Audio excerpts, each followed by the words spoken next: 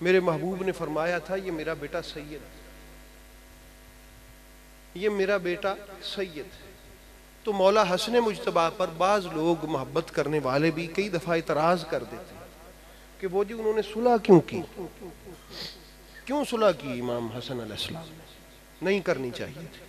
उस दौर के बड़े बड़े जय्यद लोगों ने ये इतराज किए थे, आज भी कई लोग कर देते, नहीं करनी चाहिए थी। अल्लाह के बंदो,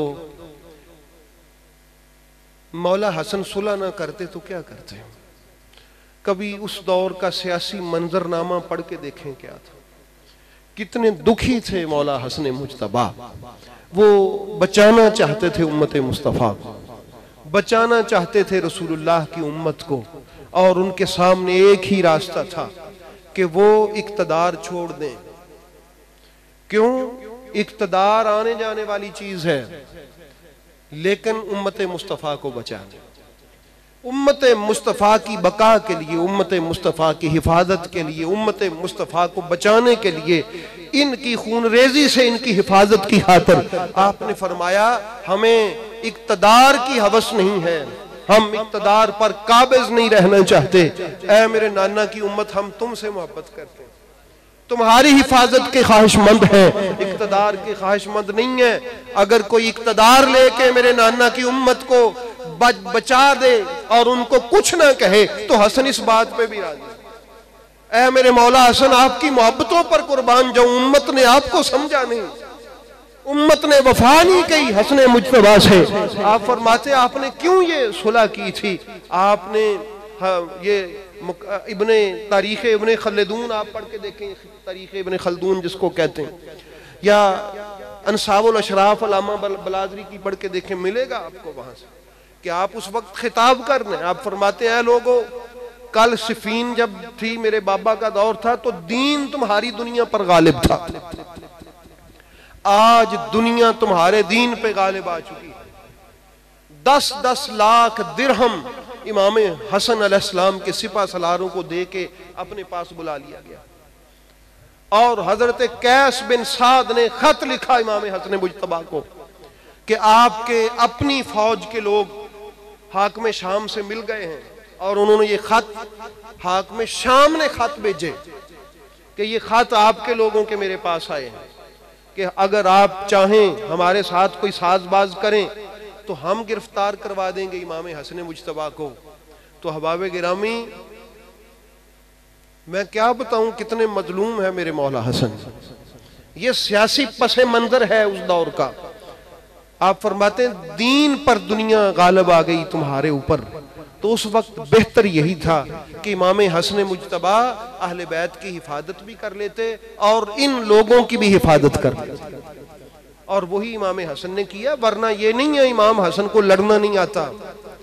इमाम हसन मुजतबा वो हैं कि जब वो सिफीन में आगे बढ़ के जंग के लिए जाते हैं तो उनकी जवां मर्जी और हमलों पे हमला, और दुश्मन की सफों में आगे तक घुस गए। मौला अली को कहना पड़ा बुला लो हसन मुजतबा को, बुला लो हसन मुजतबा को वापस, मैं नहीं चाहता कि रसूलुल्लाह के बेटे को कोई आंच आ जाए।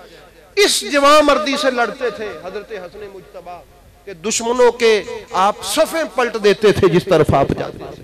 अंदाजा करें जिस हसन का शागिर्द गाजी अब्बास हो, जिस हसन ने अब्बास को तलवार चलाना सिखाई हो, जिस हसन ने अब्बास को नेजा पकड़ना सिखाया हो, जिस हसन ने अब्बास को शुजाअत सिखाई हो, वो हसन खुद कितना शुजा। ऐसा नहीं है कि उनको कोई लड़ना नहीं आता था। आपने फरमाया मैं लड़ने के लिए तैयार हूं, मगर हालात कुछ ऐसे, मुझे कोई शक नहीं है शाम वालों से लड़ने में। यह आपका खुतबा है इब्ने खलदून में, मुझे कोई शक नहीं है कि मैं उनसे दोबारा लड़ूं, मगर हालात कुछ ऐसे हैं कि दुनिया तुम्हारे दीन पे गालिब आ चुकी है, तो इसलिए मैं मुनासिब समझता हूं कि जो मैं कर लूं।